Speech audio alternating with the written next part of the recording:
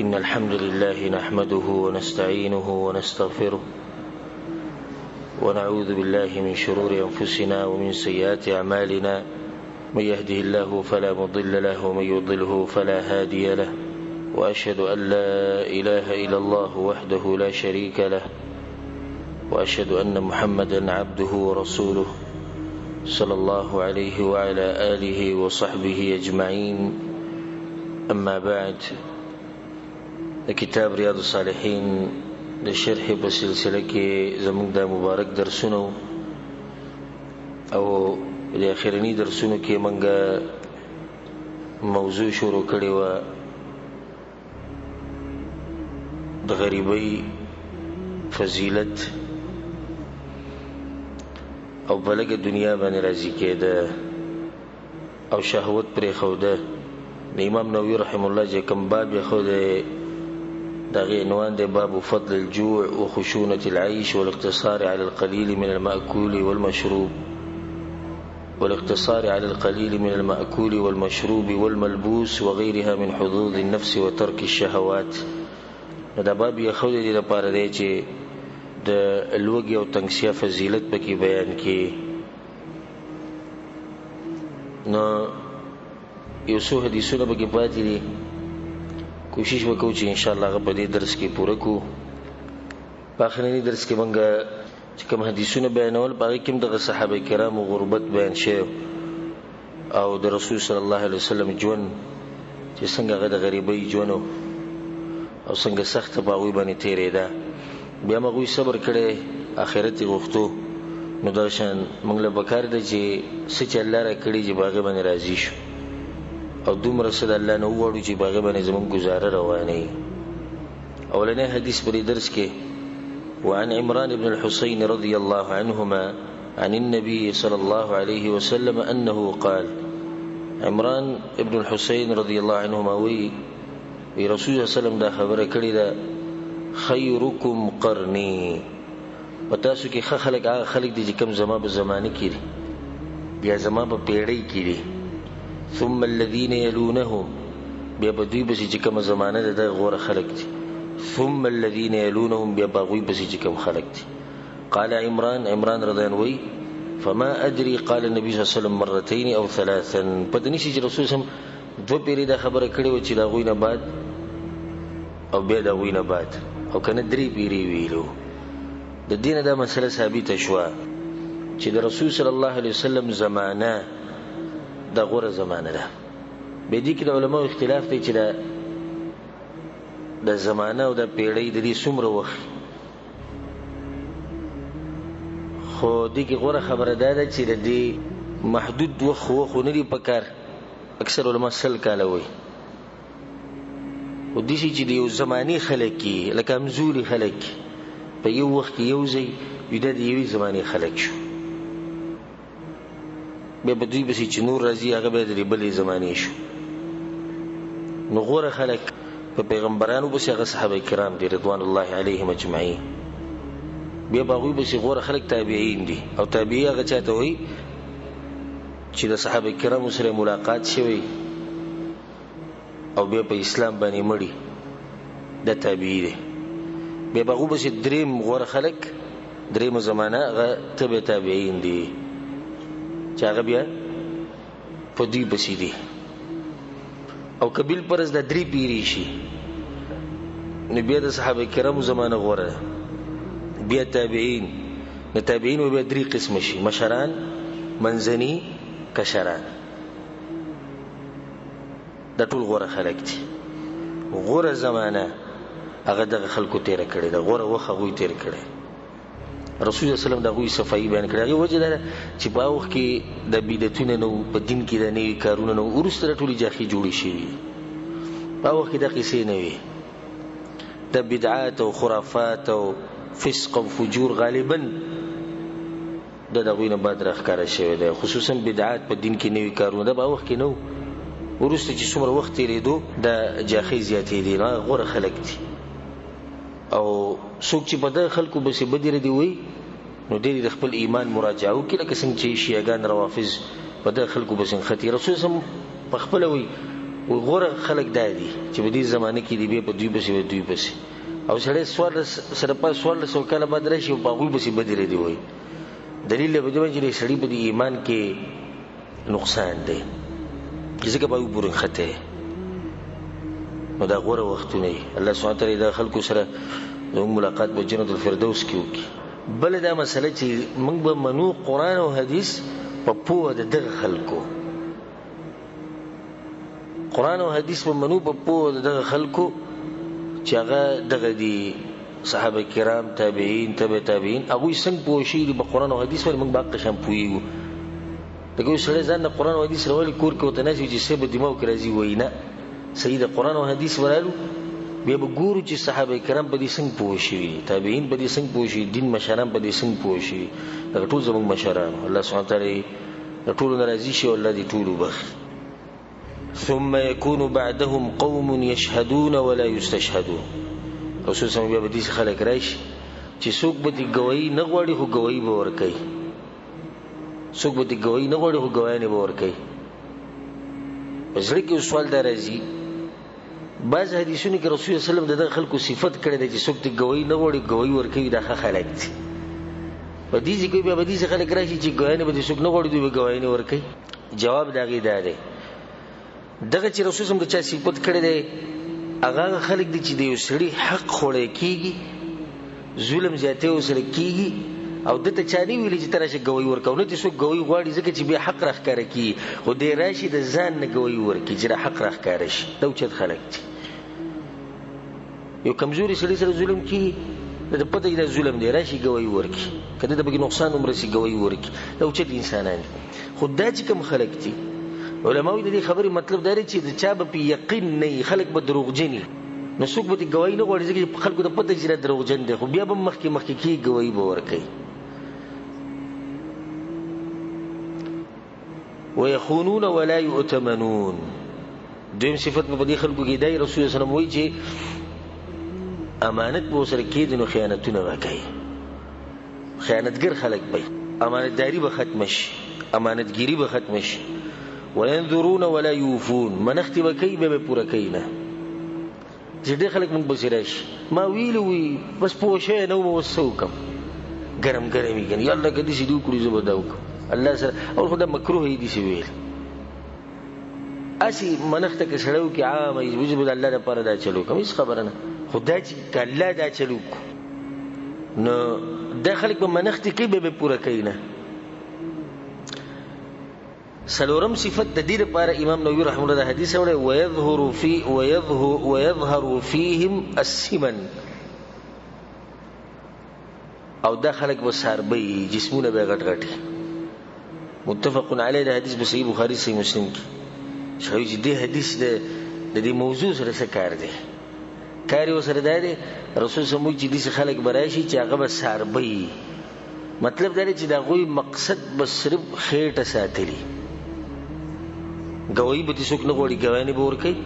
خیانتګر به امانتګری وبکې نه منخت به کوي به پوره کوي نه مقصد به صرف خېټه ساتلی دا غي د لاس سبب پیړ شي سورب شي وي نن سوال حالت تو ګور څنګه هر سړی په دغه خېټه پسې ورپسې خخ خوراک او خس خاک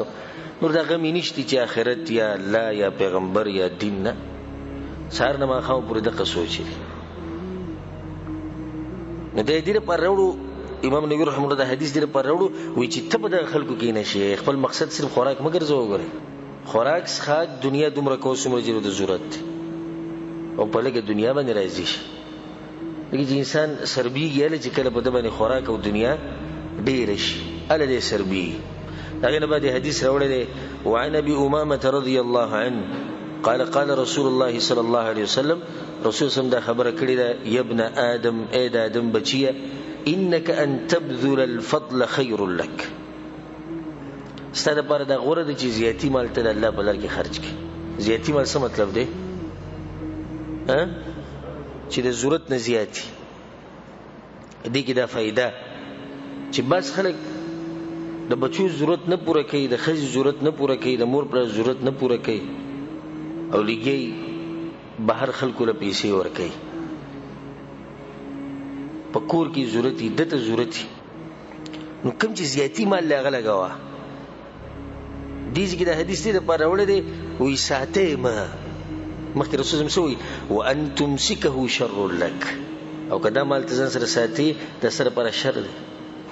حساب کتاب به دې ډېري، تپوسونه به ډېري، د الله د دین نه به پکې لرې شي، زړه به دې دغه مال سره تړلی شوی. او چا چې پیسې ایښودي په کور کې یا په بینک کې به دغه شپه ورځې سوچي چې څه به شوي ګورئ،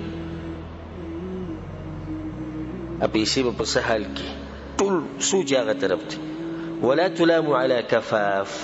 رسول صلی الله علیه وسلم وایي گزاره حال زندگی تیرول او گزاره کول په دې څوک نه ملامته کوي. د دې دوه مطلبه یا دې کې دوه خبرې. یوه یعنی مطلب دا چې داسې زندگی تیرول چې گزاره پې کېږي نو بیا به دې څوک ملامته کوي نه، او چې کله په هر څه باندې حملې وایي نو بیا ملامت دی. بله دا چې څوک تا په دې نه ملامته کوي چې ته د بچو ضرورتونه پوره کوې او د ښځې ضرورت پوره کوې، د مور پلار ضرورت پوره کوې، د خپلو خپلوانو خپل، نه په دې تا څوک نه ملامته کوي. ملامته کېږي باله چې کله ته اسراف کوې، د حد نه اوړې او د الله سبحانه وتعالی دین لحاظ پکې نه کوي. وابدأ بمن تعول، او شروع د هغه چا نه وکړه چې د چا خرچه په تا باندې لازم ده. داسې حدیث موږ سره مخکې تېر شوی دی، هم د ریاض الصالحین په درسونو کې هلته موږ تفصیل کړی. رواه الترمذي د حدیث امام ترمذي رحمه الله راوړی. یعنی شروع د هغه چا نه وکړه چې په تا خرچه لازم ده، او په تا باندې خرچه د چا لازم ده؟ د بچو، د ښځې، د مور پلار. نه دې ته غوږ کولاو کوي. د بچو، د ښځې، د مور پلار داسې درجې دي. بیا دوی بس چې کوم نږدې خپل دي بیا لږ نور مخې ته بیا داسې په دې ترتیب باندې به ځي. نو د مور پلار خرچه په تا لازم ده. په دې کار نه کېږي چې ته په کال کې 200 ریاله هغوله لګي او وایي زه به خرچه کوم. او څومره چې عمر ډېرېږي دومره خرچې ډېرېږي. کمزوری شي، ډاکټر دی، نور داسې د هغه ضرورتونه ډېر شي. لکه څنګه چې د ماشوم خرچه ډېرئ، ماشوم ساتل څومره ګران دي، نو دغه شان د بوډا او د بوډۍ ساتل دا هم ګران کار دی. بس ظالمان صرف دغه ښځه او بچي پېژني او مور پلار اکثر پکې ښځې ته ووي لږې ته وله ورکوئ. نو دا هغه خلک دي چې د مور پلار حق نه یې پېژندلی. بیا دا چې د ښځې خرچه هم په تا لازم دی. نو بعض ظالمان هغه دي چې صرف مور پلارینې او ښځې ته د سره ګوري نه، پیسې ولېږي بس دا 2000 روپۍ دا ستاسو شوې ویې لګوئ دي. نو دې ته نه ګوري چې کېدای شي د ښځې خپل ضرورت دي، د ښځې خو ډېر ضرورتونه دي، د دې ماشومانانو خپل ضرورت دي. نه، دا به ظلم زیاتی دی. نو په کار دا دی چې انسان هر طرف ته خیال وساتي. د هغې نه بعد حدیث راوړی وعن عبید الله بن محصن الانصاري الخطمي رضی الله عنه قال رسول الله صلی الله علیه وسلم، رسول صلی دا خبره کړې ده من اصبح منکم آمنا فی سربه، په تاسو کې چې یو سړی په دې حال سره سحر کې چې دی په خپل کور کې په خپل ځای کې په امن او امان سره معافا فی جسده او صحت روغي عنده قوت یومه، د دغه ورځې خوراک وسره فکأنما حیزت له الدنیا بحذافیرها، لکه الله چې دته دنیا د هر څه سره را جمع کړي. رواه الترمذي دا حدیث امام ترمذي رحمه الله راوړی. دا حدیث ما په اوله کې بیان کړی، درس په اوله کې چې دې ته رسول الله صلی الله علیه وسلم وویل الله ول دنیا ورکړې د سره د هر څه، او صرف ورسره څه دي؟ روغ بدن، امن او د ورځې خوراک. او دې بعد سره د کلونو خوراک پروت دی، بیا هم فریادونه کوي او شکوې شکایتونه کوي. نو امن په کار دی. اوس یو سړی سم کروڑپتی لکپتی دی، صحت هم روغ دی، امن نشته، نو د دې نعمت فایده هم نشته. ښه یو سړی په امن کې دی، کروڑپتی لکپتی دی او بدن یې ښه نه دی، بیمار دی، نو څه مطلب شو دی؟ نو ګزاره حال ژوند دا ښکلی ژوند دی چې تا سره امني روغ بدن دی او دغه ورځې خوراک ته سره یې دا الله سبحانه وتعالی دنیا را جمع کړې دغه سړي دپاره. هغې نه بعد حدیث دی وعن عبد الله بن عمرو بن العاص رضی الله عنهما، عبد الله بن عمرو وایي ان رسول الله صلی الله علیه وسلم قال، رسول صلی دا خبره کړې ده قد افلح من اسلم، هغه سړی کامیاب دی چې اسلام یې قبول کړی. جهنم نه بچ وکانه رزقه کفافا او رزق داغه دسی چې گزاري ولا روزي داغه گزاري ولا دوچت انسان او دا کامیاب انسان دی ځکه چې څومره چې د سړي سره پیسې لګي او دنیا ورسره لګي دومره د مصیبتونو او غمونه او سوچونه دی لګي او څومره چې دنیا ډیریږي نو دومره سوچونه او فکرونه دا ډیریږي نو دومره دنیا پکار دی چې انسان پکې گزاره رواني او انسان بې عزته کیږي نه او دغه چې کوم ضرورتونه چې هغه به پوره شي وقنعه الله بما آتاه او الله سبحانه وتعالی راضي کړي باغ سبني چې سی ولا ور کړی دی دا انسان د چې کامیابی په دنیا کې او په آخرت کې رواه مسلم حدیث امام مسلم رحمه الله راوړی دا غنه بعد حدیث ته وعن ابي محمد فضالة ابن عبيد الأنصاري رضي الله عنه أنه سمع النبي صلى الله عليه وسلم يقول ده رسول صلى الله عليه وسلم خبره وريدليه طوبى لمن هدي للإسلام دا سړي د لپاره خوش خبری ده او زیره او جنتونه دي چاته چې د اسلام بلار ملو شوی ده او اسلام ته الله نصیب کړي وکانه عيشه کفافا او جونی گزاري ولا جونی وقنع او څه چې ول الله ور کړي باغې باندې راځي دا انسان د چردوی لپاره خوش خبری ده دوی لپاره جنتونه رواه الترمذي حدیث امام ترمذی رحم الله راوړی ندی کې دا خبره شو چې خوش قسمت انسان هغه دی او خوش خبری او جنتونه هغه چا لپاره دي چې الله ول اسلام ور کړي او به ژوند دغه گزاري والی یو هغه ژوند دی چې د غریبۍ د ژوند چې شای هر چا ته محتاج نه دغه ژوند چې انسان د دې لپاره ذلیل شي او بس پکې دي چې هغه بی دین شي لکه د بعضو خلکو د دینداری په پیسو پورې تړلای شي په کوم ور دیاړي مړي خولګي په باور منځ کې مولاړي او چې کله چې غریب شي بیا بلمنډه بغړ وړو سر شي بیا ولایذ بالله الله بسیم خبرې کوي بیا کله وی منځ ته مجرنه کیو کله وی دا ګیره وهمه او کله وی دغه چل کو کله وی دا چل کو یعنی غریبی عبادت دغه دی ومن الناس من يعبد الله على حرف الله باز خلق هغه دي چې د الله بندگی کوي په یو مقصد على حرف فإن أصابه خير اطمأن به کچرته ته خیر ورسی نعمتونه پیروري اطمأن به باندې مطمئن په دینداري باندې عبادتونه کوي شپه ورځ دیږي وإن أصابته فتنه او کچرته په امتحان راشي انقلب على وجهه نبي ادري دین مخواري خسر الدنيا والآخرة دنیا او آخرت تباہ او برباد شي دا باز دغه دی ولیا بالله خباز هغه دي چې په مالداري کې ته الله یری چې غریبي سپینه ټوپۍ په سر کړي جمعه ته وزیر راځي تهجد بم کې روزي بم نشي چې مالدار شي به د غار سپاتیش نو دا هغه خلق دي چې دنیا او آخرت تباہ شو ځکه حدیث کې راځي چې الله سبحانه وتعالى هر شی له دومره دنیا ور کړی د کوم چې هغه سره برابر ده بس خلکو د لپاره غریبي خده ځکه دې کې زموږ د لپاره زیری ده که څوک غریب دی دغه د خوشاله شي دغه د لپاره به غریبي خي کې دې مالداري کې هغه د دین پوری دي او بی دین شي د بعضو خلکو سره مالداري خده ځکه چې په غریبي کې بی دین کی الله سبحانه وتعالى چې څنګه رزق تقسیم کړي د باغی باندې مونږ راضي وقنع او بل دا چې الله جل څور کړي باغی راضي دغه نه بعد حدیث ته وعن عبد الله بن عباس رضي الله عنهما عبد الله بن عباس وی قال كان رسول الله صلى الله عليه وسلم يبيت الليالي المتتابعة طاويا واهله لا يجدون عشاء ورسول صلی الله علیه وسلم پر لپسې شپې تیرې دیو اب وګیو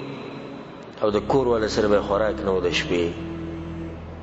او دا خبره موږ سره په تیر شي درس کې تیر شو چې د رسول صلی الله علیه وسلم نه کورونو او په هغه باندې حالات وكان اكثر خبزهم خبز الشعير او غالبا د غوی روټي چې هغه د وربشو روټي و رواه الترمذي حدیث امام ترمذی رحمه الله راوړی چې قسم حدیثونه مخکې تیر شوی او مقصد د دې حدیثونو راوړو دا دی چې وګوره د پیغمبر صلی الله علیه وسلم ژوند څنګه او تخپل ژوند ته وګوره رسول الله صلی الله علیه وسلم صحابه کرام په دې ژوند باندې صبر کړی موږ ته موږ ته سره مشکل شته نه دا نه بعد حدیث ته وعن فضالة بن عبيد رضي الله عنه فضاله وې د حدیث ته وکړي ناشنا حدیث ته ان رسول الله صلی الله علیه وسلم كان اذا صلى بالناس رسول الله صلی الله علیه وسلم چې بکله امامتي کول په منځ به ولاړو يخر رجال من قامتهم في الصلاه من الخصاصه نو باز کسان به په منځ کې ولاړو د لوګي د لاسه برولید په دې جمعات کې برولید وهم اصحاب الصفه او دا کسان هغه صوفي او علامات ارشاد درس کې تذکرہ کړي و چې د رسول په جمعات کې ناسو او دیني طلب کو دومره غریبانان دومره غربت چې په منځ کې ولاړو نور طاقت به نور وبولیدو دا قسمت لکه تصویر جوړول ذهن کې چې دومره غربت ورغلی مونږ ته دې درسه باندې آشنا ښکاري ځکه چې زموږ په زمانه کې نعمتونه ډېر دي په باغ کې دا خبره سلري نه ده نن سبا دا نعمتونه ډېر شي رسول په حدیث کې دا خبره کړې وې زه په دې نه ریږم صحابه کرامو ته وې زه په دې نه ریږم چې غربت په پتا سره شي زه په دې ریږم چې د دنیا په پتا سره کولا وشي بیا به تاسو د یو بل سره مقابله کوئ نو دې څه به تباشي لکه څنګه چې مخکینی خلک تباشي دا خبر رسول هم کړی چې دنیا به کولاوي نن سبا چې کم نعمتونه دا خبرې موږ ورو موږ ته ناشنا ښکاري چې دې غربت بمو چې سړی په منځ ولاړی راولي او بالکل د قشان غربت حتى يقول الاعراب هؤلاء مجانين باندې چین بولاړو په دې منځ کې نه غوبوي د لیونی دی لیونی او کې د لیونی راغلی فاذا صلى رسول الله صلى الله عليه وسلم کله چې رسول الله ختم کو انصرف اليهم لخلق ته مخ راوړو خصوصا د خلکو د کم چې په منځ کې راولي فقال بیا رسول الله لو تعلمون ما لكم عند الله تعالى کچرته تاسو دا اجر پته ولګی د کم چې الله سره دی تاسو لپاره لا احببتم ان تزدادوا فاقه وحاجه نو تاسو به د غوړی چې الله زموږ د غریبي او لوګه خډه راکې رواه ترمذی د حدیث او ترمذی رحم الله راوړی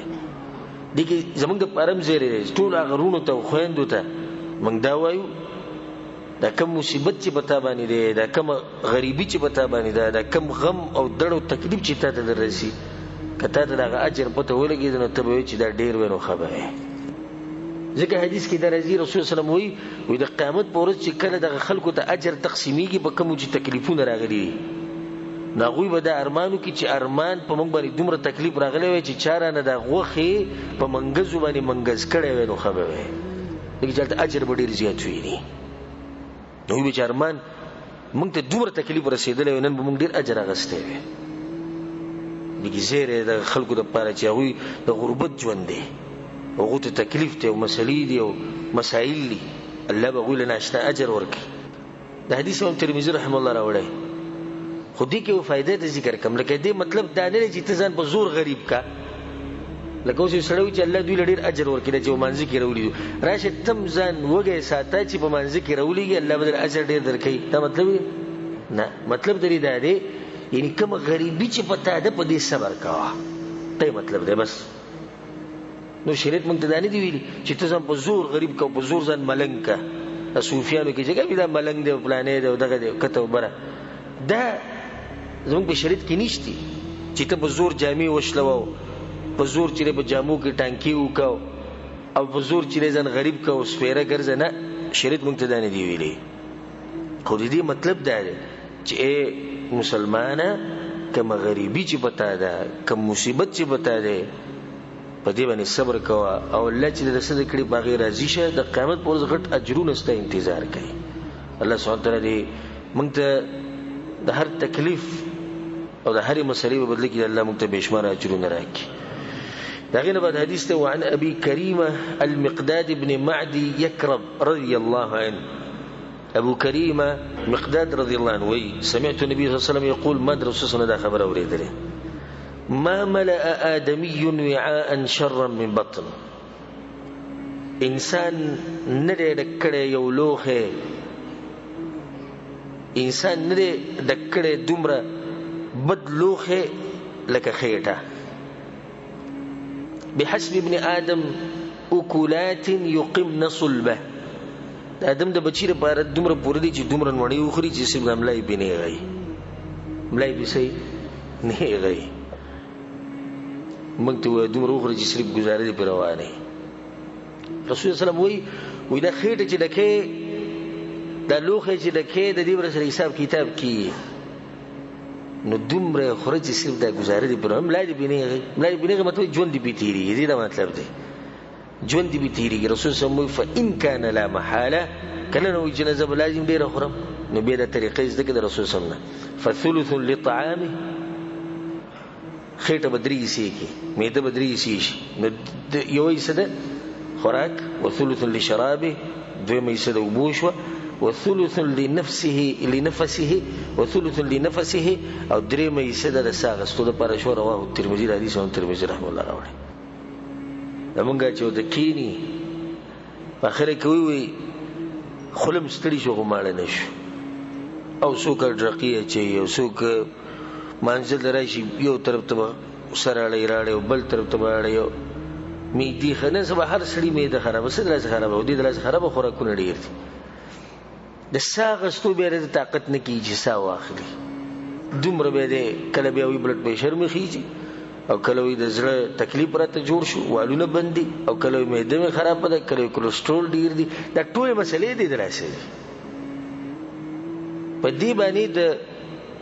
حکما کم چې حکیمان خلک دي د حکمت خبرې کوي او ډاکټران او علما او پوه خلک چې څومره دي ټول په دې اتفاق دی چې لږه ډوډۍ خوراک د دې د لاسه به د دین هم برابري او صحت په دې هم برابري نو په لږه روټۍ ګزاره کول پکار دی د هغې نه بعد حدیث راوړی دی وعن ابي أمامة إياس بن ثعلبة الأنصاري الحارثي رضي الله عنه أبو أمامة قال ذكر أصحاب رسول الله صلى الله عليه وسلم يوما عنده الدنيا يوبير رسول الله صلى الله عليه وسلم ملګرو د رسول الله بمخکې د دنیا تذکره وکړه د ډیر مال د ښه لباس هسې تذکره وکړه رسول صلی الله علیه وسلم الا تسمعون الا تسمعون ناورئ تاسو ناورئ دا خبر دی پر رسول الله وکړه چې دوی زما طرف ته غوږ کېږدي ان البذاذة من الإيمان ان البذاذة من الإيمان رسول صلی الله علیه وسلم یقینا سادگی د ایمان برخه ده سادگی د ایمان برخه ده رواه ابو داود د حدیث امام ابو داود راوړی سادگی مطلب دا دی یعنی مؤمن له پکار دی حدیث مطلب دا دی چې سادگی اختیار کی اوچت لباس استعمالول او ګران لباس استعمالول او ګران پیزار استعمالول او تکبر دا د مسلمان شان نه دی خوراک کې عجزي په لباس کې عجزي په ناسته پاسته کې عجزي یعنی داسې ژوند بعض علما وایي زیږ ژوند زیږ دې د زیږ ژوند وایي دا د مسلمان شان دی او دا په مخه ګران لباس او همیشه نوی لباس او بالکل به کوت نه پرېږدي او پیزار چې دی نه همیشه پالش کړی شوی او همیشه ګران پیزار او دا د پلاني ځینه ما راغوښتي دی او دا د پلاني ځینه ما راغوښتي دی دا د مسلمان شان نه دی سادګي اختیارول پکار بل دا چې سادګي اختیار کې ژوند به دین تېر شي دا حالات همیشه ګوره نه یو شان نن دې ځان عادت کړی دی په دې ګرانو شیزونو باندې او په ډېرو شیزونو باندې سبا له باندې غریبي راشي بیا به څه کوي نو د ګزاري د فایدې او د سادګۍ د فایدې که سبا د حالات بدل هم شي خو ته ورسره عادت شوی الله سبحانه وتعالی دې په موږ کې سادګي پیدا کړي د هغې نه بعد حدیث دی وعن أبي عبد الله جابر بن عبد الله رضي الله عنهما أبو عبد الله جابر بن عبد الله جابر رضي الله عنه پلار عبد الله او پلار هغه صحابي دی چې الله سبحانه وتعالی سره خبرې کړي او د کنیت ته ابو عبد الله د دې نه ثابت شو چې د نیکه نوم وسیله خوده جایز دي قال بعثنا رسول الله صلى الله عليه وسلم رسول صلی الله علیه وسلم پیر ولګو وامر علينا ابا عبيده رضي الله عنه او په موږ باندې ابو عبيده رضي الله عنه مشرکو نتلقى عيرا لقريش یو قافله روانه د قریشو د دې د ودرول د پر رسول صلی الله علیه وسلم وزودنا جرابا من تمر او یو تیلی راکړه پای کې کجوري وی لم یجد لنا غیره دا غینه لو نور سنو کوي به راکړه سوچ کوي چې رسول الله کسان دیږي دومره غټ کار د پاره پوره قافله ودرولې او سفر دی او په تیلی کې ول کجوري ورکړي دومره غربت وباوي باندې دومره غریبي فكان ابو عبيده يعطينا تمره يا غبا بلاره موږ له یو کجوره راکوله په ټول سفر کې یو کجوره به راکول چا دې ته پوښتنه کو د جابر نو کیف کنتم تصنعون بیان په یو کجوره وسه کول سړی په سفر روان یو قافله ودرولې دومره غټې خبرې یو کجور مې تاسو کول قال نمسها كما يمس الصبي موږ به دې چوپړه لکه ماشومان چې چوپړه کوي دا کجور موږ دې چوپړه ثم نشرب عليها من الماء بیا بس بم وسکي فتكفينا يومنا الى الليل نبورش پکې موږ یو کجور خوړه دومره غربت په وای باندې دومره سخت حالات دا وي دین بعد کوم څوک دا وی زموږ په دې وخت کې چې زه غریب یم او ماته دادی او دغه خواره خلین ولي او ورچاته شکوي شکایتونه کوي دا ډېر بدبخت انسان وكنا نضرب بعصينا الخبط ثم نبله بالماء فناكله نبي موږ سره چې کچرته لوړ به په لوړ باندې موږ دا ونی والي نه پانی به ترولې دي دغه پانی به موږ په وبو کې لمدې کړي دغه بیا خوړې چې ډېر به وږي شو قال وانطلقنا على ساحل البحر نيو پیر د دریاب غاړې ته ورسېدو فرفع لنا على ساحل البحر كهيئة الكثيب الضخم نو دې دریاب په غاړه باندې موږ ته دې ښکار شو لکه د شګو ډیرکۍ موږ ته ښکار شو د دریاب په غاړه فاتيناه فاذا هي دابه چې موږ راغلو غټ زناور تدعى العنبر هغه عنبر ویل کی او دا دریابی دی فقال ابو عبيده من توي چې میته ده مردار ده دم خوري ثم قال به من توي لا بل نحن رسل رسول الله صلى الله عليه وسلم من خد رسول مستاجي وفي سبيل الله وقد الله بلار كراوتي وقد اضطررتم فكلوا او مخو ضرورت دې زمونږ ضرورت منی نو خوري خیر دی ځه یو موږ د رسول مستاجي بل د الله په لار کې راوتی دریم چې لوګه راوایي نو خوري اجازه دې موږ راکو فاقمنا عليه شهرا يوم يش موږ دغه یو زناور خورلې ونحن 300 او موږ 300 کسان حتى سمنا تر دې چې موږ ساربو جسمونه مغټ شو او دا د الله سبحانه وتعالى طرف نه راوي سره مرسته تاسو روانه خبري ووري تاسو نتاسو مخبط تعجب كشي ولقد رأيتنا نغترف من وقب عينيه بالقلال الدهن او من با د کم زناور چې دریابي دي د په د سترګو کې چې کم دوغل له د سترګو د دوغل دې ته به مونږ کوزیدو په منګو کې به مونږ تیل راويستو ومغټو ونقطع منه الفدر كالثور او كقدر الثور او غوخه ته موږ پرې کولې نه ټنګره بدی شو لکه غوي سمره بدني دغه شان اندازې کې موږ دغه غوخه پرې کولې ولقد اخذ منا ابو عبيده 13 رجلا ابو عبيده ديار لس کسان موږ کې غوړه کړو فقعدهم في وقب عينه نو د ديار لس کسانی د دې زناور چې کوم سترګو د ډوغل په دې کې کېنولو پای کې بدن ديار لس کسان کېناست واخذ ضلعا من اضلاعه او دغه زناور په پختو کې یو پختي رويسته په دې کسانو باندې فاقامها نويد ولا ثم رحل اعظم بعير معنا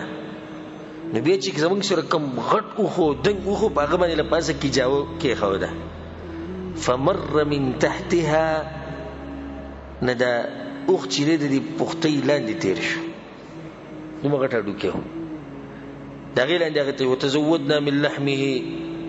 وشائق او داغه د غوخه موږ ځان سره سم ډیره واغسته بڑا وړم کړه او ځان سره مو وړم فلما قدمنا المدينه کله چې مدینه ته ورسېدو اتینا رسول الله صلی الله علیه وسلم رسول الله خالرالو فذكرنا ذلك له نو موږ رسول الله تذکر وکړه چې رسول الله دې خبره رسول الله هو رزق اخرجه الله لكم دا خو رزق الله درکړو هم کړی چې خورلې ونده دې دا مسلم ثابتېږي دا موږ مخکې بیان کړی په نور درسونو کې چې د دریاب مردار چې راغه سده غ حلال ده فهل معكم من لحمه شيء فتطعمون يسر زرشتي غو رسول الله موږ لیم راوړی کړه فارسلنا الى النبي صلى الله عليه وسلم منه فاكل نو موږ رسول الله غو خولې غلغته مو خوړه رواه مسلم حدیث مسلم رحم الله راوړی دا حدیث دې کې ډیره پاره راوړو چې وګورو د صحابه کرامو دی غربت ته چې یو کجور هغه په ورځ شپه کې خوري او دیسي به چوپل لکه ماشوم چې چوپل کوي دی باندې هغه صبر او گزاره به دې ته وګورئ چې الله سبحانه وتعالی د هغوی مرسته څنګه وکړه برکت. لکه دا تعجب مه کوئ تاسو چې دا څنګه داسې ځناورو. تاسو که سیرت وکړو تاسو به حیران شئ چې پخوا چې کم برکت د دې بعض سیرتونو کې تذکره راځي د کور د غونچکونو دا به دومره غټو چې دا به په قچر باندې وړو انسانانو به نشي اوچتولی او دغه شان دا بادرنګ او دا سبزي دا به غټه غټه دا به په دې څاروو په ځناورو باندې به وړه. او دې وخت بیا راځي رسول صلی الله علیه وسلم وایي چې کله امام مهدي راشي او امن او امان شي نو بیا به الله داسې برکتي وخت راولي. نو دا برکت ګوره د دین د لاسه چې کله بې دیني شي بیا برکت ختمېږي. لکه اوس زموږ دې وخت وګوره سمه ډېره ډوډۍ وخوره خو مړېږي به نه. دا دلیل دی چې برکت نشته. او چې کله به کې برکت وي نو لږه روټۍ به خو ته به موړ شي الله به کې برکت واچي. د هغې نه بعد حدیث دی دا ناشنا واقعه ده واورئ جابر رضی الله عنه. وعن جابر رضی الله عنه جابر ابن عبد الله رضی الله عنه وی دیو ناشنا حال را نقل کوي د رسول الله صلی الله علیه وسلم د غربت د صحابه کرامو د غربت.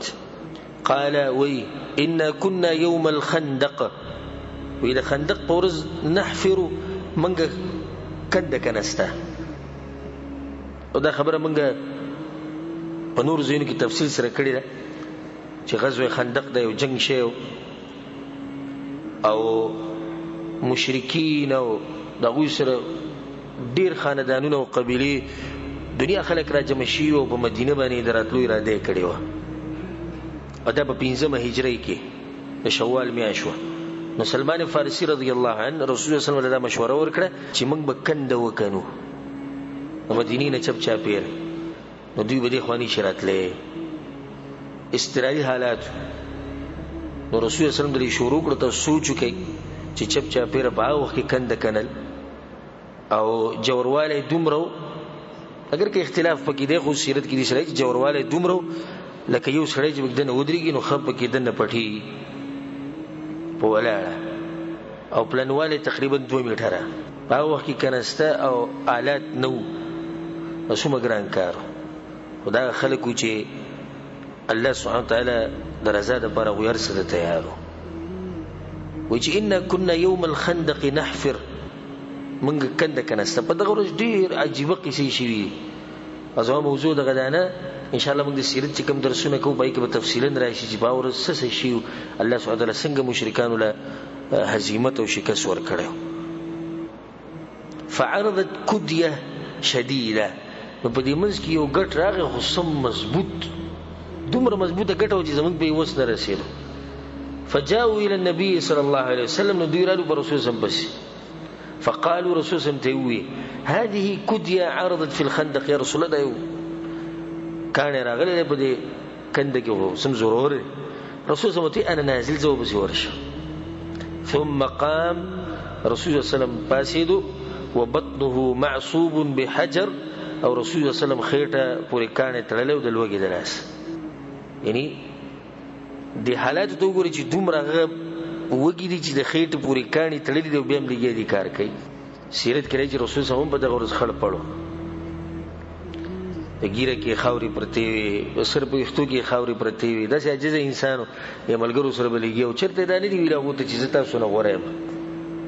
عاجزي ده اوچت صفت دی چې الله سبحانه وتعالی چاله ورکړي.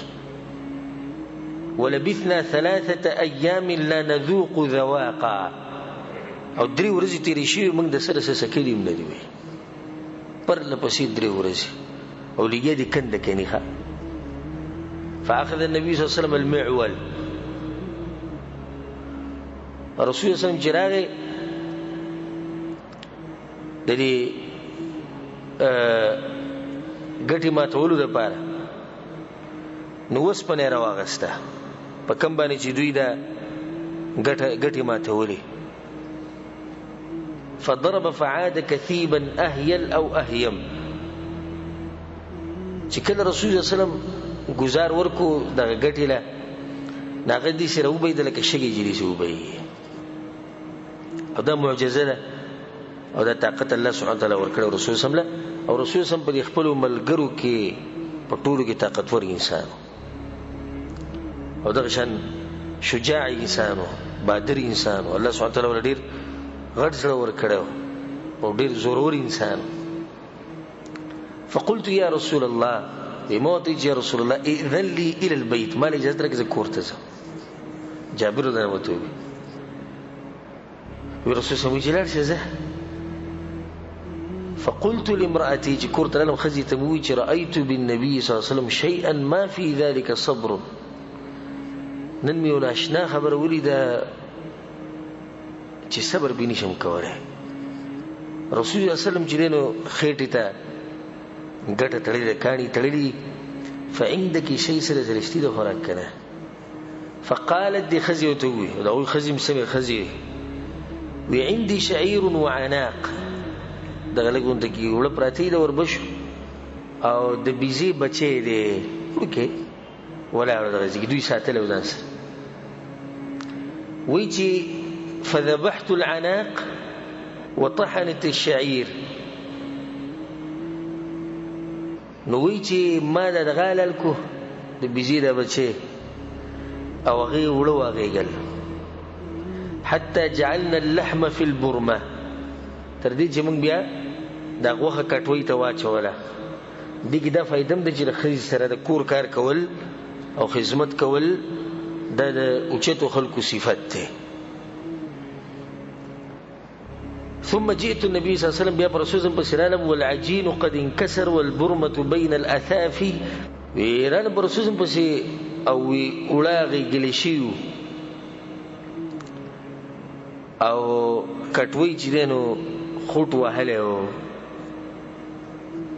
وي موت چې رسول الله تعیم لي يا رسول الله اسم معمولون ته تعیم وي یو طعام یو تعیم طعام ډیر ته تعیم لګ معمولی ته. فقم انت يا رسول الله يا رسول الله تاسو راشي ورجل او رجلان يا يكس يد وكس. قال كم هو رسول الله سمره دي خوراک سمره. فذكرت لما رسول الله يا رسول الله ده لګون ته کیوړی د وربشو ته بيزي بچي ولاړو هغه مال کړه. وی رسول الله چې كثير طيب ده ډیر خیر ډیر زیات هم دي خم دي. قل لها لا تنزع البرمه ولا الخبز من التنور حتى اتي. تلارځ خپل خزته وای چې کټوي بندره کوزي د ورنه او ډوډۍ با تنور نه نرو باسي یا د وړونو په ډوډۍ لا نه جوړه نه په خې صبر چې درشه. فقال قوموا رسول الله خلق دوی راځي. فقام المهاجرون والانصار مهاجرین او انصار چې څومره ټول راغلو څومره جوازي کار کو وی فدخلت عليها زورنا بالخبر خزب فقلت ويحك يوم اجي غرق نشي جاء النبي صلى الله عليه وسلم والمهاجرون والانصار ومن معه ورسول هم راغي مهاجرين هم دي وانصار هم دي چې څو سره ټول روان دي. وما ته چې هل سألك تنه تاسو کړو چې خوراک څومره قلت نعم وته چا روایت کې راځي بل روایت کې وی چې وته به سید چې رسول هم تاسو کړی دی او ته ویلي دا غبي خپل کار خپوي چې چې زنانه وي دورو خيار زنانه وي. نو وی چې رسول سمراغه وی چې ادخلوا ولا تضاغطوا دنه کینی زی او یو بل تنګوي مېنی یو بل تنګسیا ما جوړ په بل باندې خپارام کینی خرور داخلي شي نه نوځي شور ما جوړوي. فجعل يكسر الخبز ويجعل عليه اللحم رسول سمبر وړي کولی او باغې به دغه خودا ويخمر البرمه والتنور اذا اخذ من او چې کله به دې کټوینه غوخه راواچوره او ډوډۍ به راوغ سره تنور نه نبه به تنور پټکو او هغه کټوي به پټکړه. ويقرب الى اصحابه مرګرو له ورکوړه ثم ينزع بها فلم يزل يكسر ويغرف حتى شبعوا وبقي من. رسول هم دغه طریقه کوله روټي به وړه کوله بغي به غوخه خودا او مرګرو له ورکوړه تر دې چې ټول ماړه شو. فقال بيوي كلي هذا زما خزيته دا ويسوي خري واهدي چاله کې ورکې ورکې فإن الناس اصابتهم مجاعه خلق د لوګ رسیدلې دا ورکې چاله متفق علیه دا حدیث امام بخاری و مسلم راوړي وفي روايه بدل روایت کې راځي قال جابر دانوي لما حفر الخندق کله چې کندک نسته منګه کندک نسته رايت بالنبي صلى الله عليه وسلم خمصا ما برسول سم باندې د لوګ ولیده فانكفأت الى امرأتي زبخ بل خزب سلال فقلت هل عندك شيء موطي سلسل اشتكنا فإني رأيت برسول الله صلى الله عليه وسلم خمصا شديدا يقينا ما برسول سم باندې سخت لوګ ولیده فأخرجت إلي جرابا فيه صاع من شعير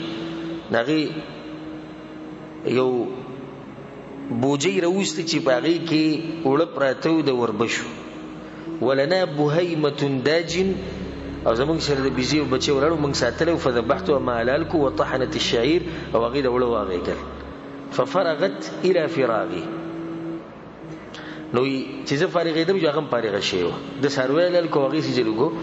وړو واغیکل وقطعتها في برمتها او ما ته د کټوي کې دغه هم وړکړه ثم وليت الى النبي صلى الله عليه وسلم بيبي رسول الله صلى الله عليه وسلم دي خزرته و چې لا تفضحني برسول الله صلى الله عليه وسلم مع رسول الله په مخ کې مونږه شرمې ګوره ته وته دي چې دومره خوراک دي او دا درنی زنانه یو صفت دی چې دا ډېر کوشش کوي د دې چې کمل مان راځي چې دا غوي سمو مل مستیاوش او کما خزه چې د ملمنو سره نه عادت او یا د خلک دي چې د ملمنو سره تعلق نه ساتي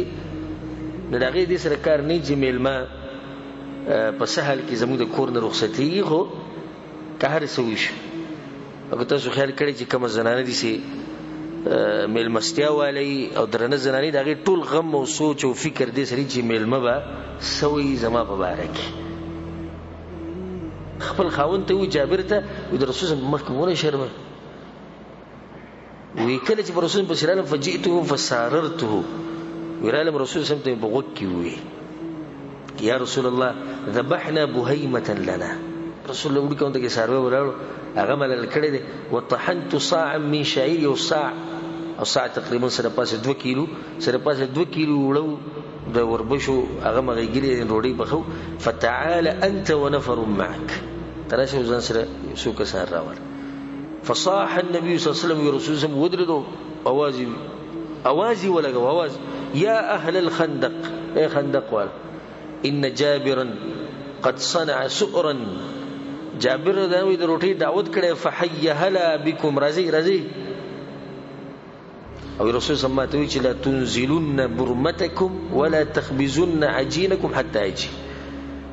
ویل شي کټوي را کوزنه کوي او وړه دغه ډوډۍ له بخینه کې سوبر زنیم درغله فجئت وجاء النبي صلى الله عليه وسلم يقدم الناس ويزور سيرم کور دی ورسم رسول صلی الله علیه وسلم خلق سره روان دي هغه سره پاسه زر کسان دي سره پاسه زر کسان د رسول صلی الله معجزه ده ان شاء الله د سیرت درسونه چې کوم بیانو پای کې د رسول صلی الله علیه معجزو خاص تذکره راځي حتى جئت امرأتي كورت العالم خزي تموي ما توي چې بك وشوري وکړه چې تا ما ویلو تدیشه ته خبره نه پوي تلاړه ته دا چلو دا ټول دی راوست کورمای کې چې د خزي راغی دې سره سوچ چې را بس کې قلت قد فعلت الذي قلت بما دې چې بس تا چې سوي هغه مې وکړو تا رسول سم ته ما رسول سم ته خدای دا کار دا دا چل کړي په دې کې دا फायदा سمه تراله لازم نه چې تخزي له بدمعشي کې جواب ورکړي او لازم نه چې تاغي ته چې غلي شه زه خپويګم دې کو دا د خبرې کوي وي تا ته ما ویلو تلاړې او د دې څه قصه وکړو د دې څه دغه جوړ او د خبره وي ګوره ما سنو کړو تا چې سوي راکم وکړو د خزو سره نرم اخلاق ساتل د پیغمبرانو د دیندارو خلکو طریقه ده او کته پښتون ځان ته او غیرتی وي چې دغه زمات طریقه ده نستانه پښتو غیرت ته مبارک شي کنه دې پښتو غیرت ز خپل اندګدم او پیزار په پاکومه چې سړی د کمزور سره ظلم کوي دا غوسر بد اخلاقی وی فاخرجت عجيننا ناغي چې دا وړه وېستو رسول الله ته وړه راواله فبسق فيه رسول الله باندې خپل مبارک لاړې ټوکړي وبارك او د برکت دعا وغوښته چې الله برکت پکې واچي ثم عمد الى برمتنا فبصق فيه وبارك به کټوي کوم دغه چلوکو د برکت دعای وغوښته ثم قال او به دوی ادعي خابزه تدې کارو کې چې زنانه راوغړی چې تاسو سره د روټي لګي فلتخبز معك چې تاسو د روټي لګي چې روټي وډيري لګي وقدحي من برمتكم ولا تنزلوها او د دې کټوي نه سالن راچوي غوخه وسره راچوي خو د تنور نه د دې ور نه را کوزوي نه وهم 1000 او کوم کسان چې جابر نه کور ته راغلي او هغه زر کسانو به وجه فاقسم بالله ويزب الله باندې قسم خورم جابر نه وي لاكلوا او يخوره حتى تركوا تردي چې پاتې شو وانحرفوا او بلال واپس وان برمتنا لتغط كما هي او زمونږ کټوي اقشان خټ کېدا او غډکه پرتو د غواخیدا وان عجيننا لا يخبز كما هو او بیا موږ پرتو روټي لګي دي دا معجزه د رسول صلی الله علیه وسلم چې الله سبحانه وتعالی دغه په لاړو مبارکو کې وره او برکت اچوله دلته دا مسله ساتي چې د رسول الله خاصیت ته لکه بیا ابو بکر صدیق عمر بن خطاب عثمان بن عفان رضی الله عنهم اجمعین دي صحابه کرامو دي دین مشرانو به دا کارونه نه دي کړی لکه نن سبا چې د پیر شه په لاړو کې برکت یې نه زموږ په علاقو کې بلکې یو مولوی صاحب هغه دا طریقه کوي په زموږ په علاقو کې دی هغه دا طریقه کوي چې زنانه خواله ورزي نو زنانو تم په خوله کې لاړی توکي او دا چا پټه کې خرابې نورای ولې وي چې سبا کیو کې لاړی توکي ودې زمکه کې په خوراک کې لاړی توکي نو دا ګندګي ده دا لاړی دا برکت د رسول الله صلی الله علیه وسلم خاصیت ده دا بل امتی سره نشته اخرنه حدیث موږ ګورې درس کې ادم یو واقعه چې انس ابن مالک رضی الله عنه بیانې انس ابن مالک رضی الله عنه وی چې قال ابو طلحه لام سليم ابو طلحه رضی الله ام سليم ته خبر وکړه ام سليم څوک ده د انس ابن مالک رضی الله مور ده لکه د زوی د خبره کوي او ابو طلحه د ام سليم خاوند دی ورسته د خاون کړي دی یعنی انس بن مالک د زوی نه دی او د ام سلیم ناشنا واقعه د ما بس درسونه کې بیان کړم د ډېر مؤمنه خزوه او ډېر درنه خزوه خاون ته مرشه بیا ابو طلحه رضی چې کله خبر شو چې دا ډېر اوچته زنانه ده به چې دین قبول کو بیا خب د عقل خاون ده ډېر نو دا به ورغه ابو طلحه به ورغه وخته داغه ته ابو طلحه ته د بوتانو بندگی کې وزر الله بندگی کوم او استا گزارې وزینه کی هغه ته حل سره حل د اسلام قبول ک او په مہر کې مال د قراکه نو د ام سلیم رضی الله عنها مہر هغه د ابو طلحه رضی الله اسلام قبول اول او دا باغ زنانو کې وا یو څو زنانې چې د مجاهدینو سره میشتلې رسول صلی الله علیه وسلم بوئی الته د مجاهدینو لپاره پټي خوراک ساګ د تنظیم کو یو به ام سلیم رضی الله عنها او په غزوه حنین کې په مسلمانانو باندې سخت راغلی و مسلمانان ګډوډ شي رسول الله صلی الله علیه وسلم په کې پسېږي کې یوازې پاتې شو نو یو زنانه راخاره شو چې راغی سره خنجرو رسول الله صلی الله علیه وسلم تاسو کې یا رسول الله ام سلیم یما هغه رسول الله تاسو کې راوتی وی رسول الله کڅوک مې مخې راشي که نور سني شم کول د خېټه خور شلولې شم زدي ژوندې مته ته څوک سو دغه زنانه غیرت او ایمان یو زمونږ غیرت او ایمان دي وی ابو طلحه ام سلیم توي قد سمعت صوت النبي صلى الله عليه وسلم ضعيفا اعرف فيه الجوع ام سلیم توي وی د رسول صم نن خبرې کولې د आवाज نه مې د جوړې شي دې کله سره وږي شي نو داغه आवाज کمزوري فهل عندك شيء سرشتي قالت نعم واشتي فاخرجت اقراصا من شعير نروټي رواغستي دور بشو پخشي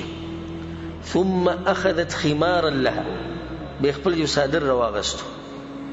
فلفت الخبز ببعضه نه دغه روټۍ به کې خودي ثم دسته تحت ثوبي وردتني ببعضه نبي زما په دې صادر پورې د روټۍ وتړلې او دغه خپل صادر بیا په ما باندې راواړو او روټۍ مال راکړي چاله ورکړي انس رضی الله خبر هغه کوي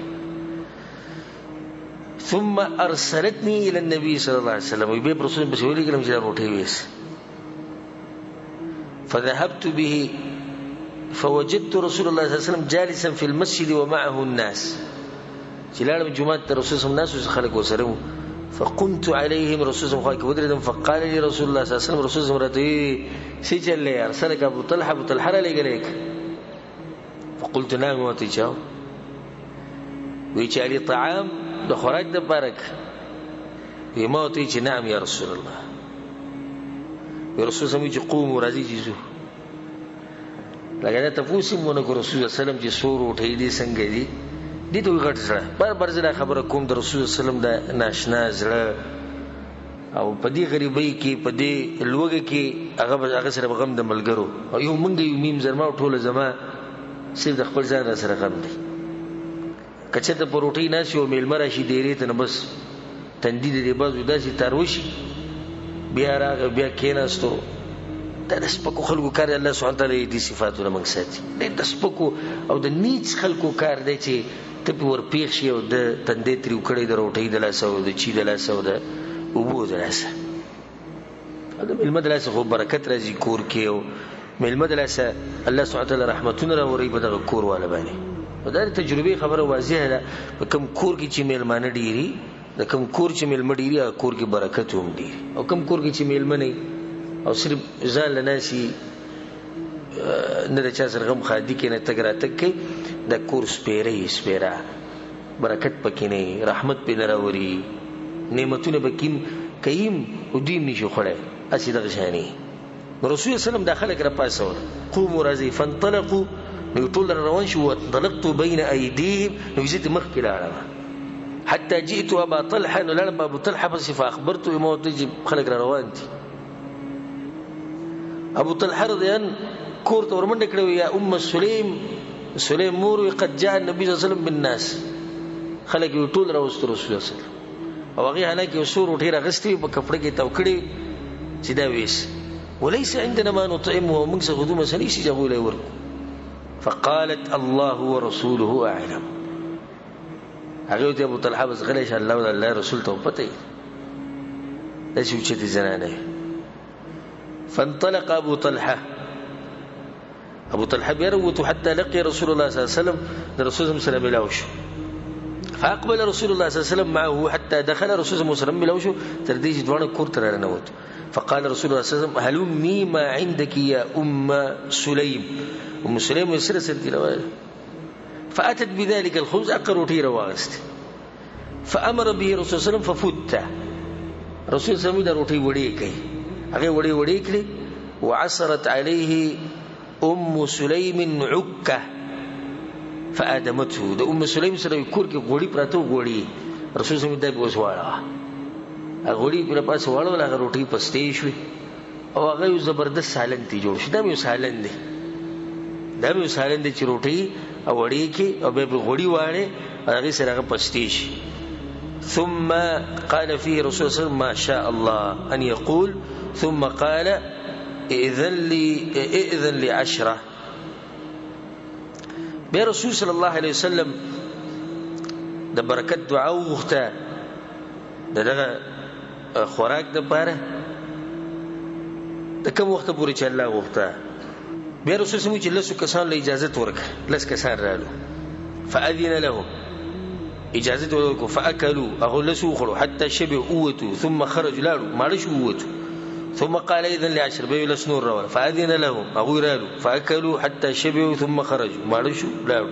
ثم قال اذن ل10 بيو لس کسان نور روان رالو حتى اكل القوم كلهم طول قوم مرش وشبعوا والقوم 70 رجلا او 80 طول مالشو انس بن مالك ويجي دا كسان يا كسان يا كسان متفق عليه حديث امام بخاري و مسلم راوړي وفي روايه بل روایت کړي دغه واقعا فما زال يدخل 10 ويخرج 10 لس بوتو حتى لم يبق منهم أحد إلا دخل فأكل حتى شبع. هر کس براتو یو کسم پاتی نشو. ثم هيئها فإذا هي مثلها حين أكلوا منها. بیا چې کله ام سلیم دا خوراک راټول کو خلک لاړ نو ما غم روسمره چې پاوله کیو. دا معجزه د رسول صلی الله علیه وسلم. وفي روايه وبدر روایت کې راځي فأكلوا 10 لسلسو کسانو بخوړه حتى فعل ذلك ب80 رجلا تر دې چې اتیا کسانو دغه چلوک. ثم أكل النبي صلى الله عليه وسلم بعد ذلك وأهل البيت بدذكر ولو خوړه رسول سم په اخره کې وخوړه وتركوا سؤرا بیتم پاتې شو. او د رسول سم دی چې د اخلاق ده په اخره کې بخپل وخوړه دا چې منګه وي ورپدو کېږي سم بار سره او چې انسان هغه جاسه د ملګرو سوچي هغه سره د نورو مسلمانانو سوچي او د سپک سړي کار دی او څوک چې درنو اخلاقونه نه خبر او د اسلام د اخلاقونه نه خبر هغه صرف د خپل ځان سوچ کوي. يؤثرون على انفسهم ولو كان بهم خصاصه. الله د صحابه کرامو صفت کړي چې دوی نور له ترجیح ورکوي خپل ځان باندې اگر که دوی غریبان دي او اگر که دوی د ضرورت. وفي روايه او په روایت کې ثم افضل ما بلغوا جيرانهم به ګاونډیانو ته کوم تقسیم شو. وفي روايه عن انس په روایت کې راځي انس رضی الله عنه چې جئت النبي صلی الله عليه وسلم يوما رسول الله بس يورز العالم فوجدته جالسا مع اصحابه تقبلوا ملګرو سره ناسو وقد عصب بطنه بعصابه او د دې خېټې نه دي یو پټی ته وکړې و. فقلت لبعض اصحابه ما رسول الله ملګرو ته پوښتنه لما عصب رسول الله صلی الله عليه وسلم بطنه رسول الله ولي خپل خېټه تړلې ده. فقالوا من الجوع د الوجد لا ستړلې. فذهبت الى ابي طلحه لعن ابو طلحه بس وهو زوج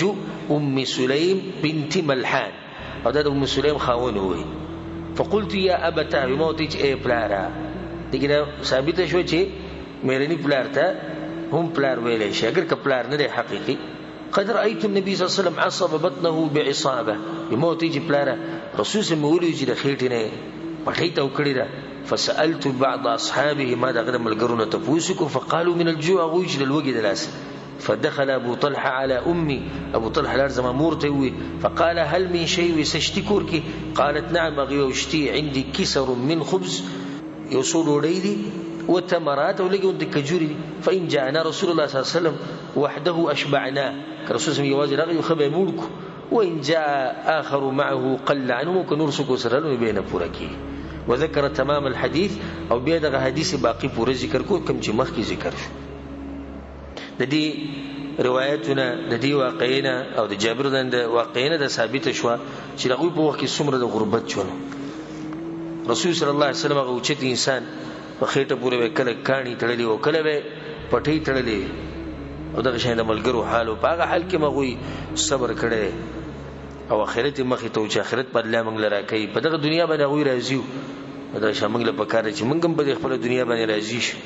او کو بچا باندې غربت یو سم مسلوتی باغ باندې صبر پکار دي. حدیث زموږ د درس اختتام ته ورسېدو د موضوع اختتام ته ورسېده ان شاء الله پر روان درس کې به بل موضوع شروع کوو. هذا وبالله التوفيق وصلى الله وسلم على نبينا محمد وعلى اله وصحبه اجمعين.